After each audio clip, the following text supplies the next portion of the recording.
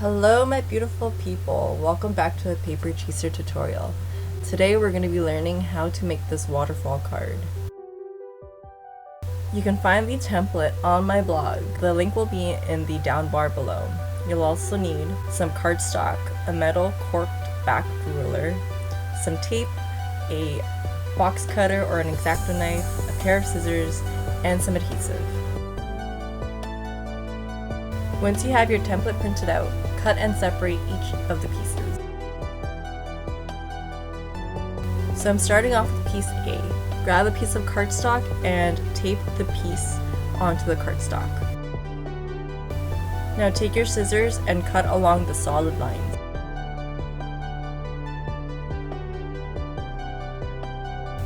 At this point you can take your metal ruler and using the back of the knife you can score along the dotted line.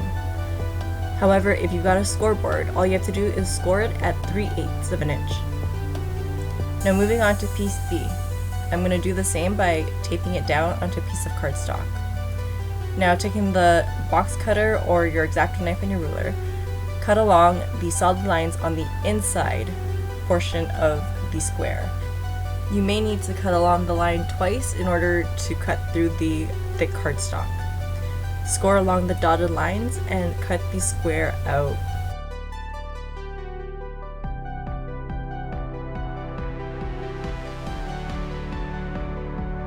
So I find that I can't really cut the corners perfectly, so just remove the template and using your box cutter or X-Acto knife, just notch it a little bit until the inside pieces pops out, just like that. And repeat it on the other side. Once I have that done, I put the piece onto my scoreboard and begin scoring. I will count out 3/8 of an inch, which is how wide the border of the square is, and then move over another 3/8 of an inch and score along the inner piece there. And I will repeat that 3 times and I'm done with piece B. Now for pieces C, D, and E, I'll just place it on top of a piece of cardstock and cut out along the solid lines. These pieces are what are necessary. The inner matted pieces are completely optional, so it's up to you if you'd like to cut those out as well. This gold piece here is also optional, but it gives a nice border around your piece B. So taking your ruler and your cutter, cut along the inside square first. Then using your scissors, cut out along the outer solid line.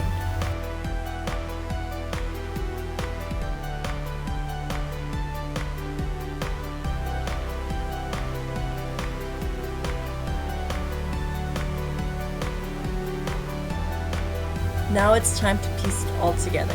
So grab your piece A and fold along that scored line. Make sure you fold it back and forth and really get that fold creased in there. Now do the same with your piece B. Here I'm using my ATG to adhere the border onto my piece B. You can use any type of adhesive for this. I find that using an ATG gun or a dry adhesive a lot quicker and cleaner.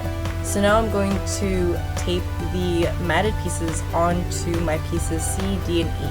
Flip your piece C over and apply glue about 1/4 of an inch onto one of the sides. You want to place this piece onto the right side of that scored line. Don't place it on top of the scored line or else this card will not work. Once you have all the pieces in place, make sure you open it up and really crease the fold. So by doing this, you're helping the card achieve that cascading effect. Piece A glues onto piece B like so. Place your adhesive onto the scored end and glue it down like so. Fold it over and you're almost done your card. After this, all you have to do is adhere it onto either a fold-out card, an explosion box, or whatever you have it. Just place some adhesive onto the edge there on the back. Make sure that the adhesive doesn't touch the pulling mechanism, which is your piece A. Once you've got that down, give your tab a pull and watch your waterfall cascade. Thank you so much for watching my tutorial. If you liked it, give it a thumbs up and share it with your friends. Don't forget to check out my last video. Until next time, happy crafting! Bye!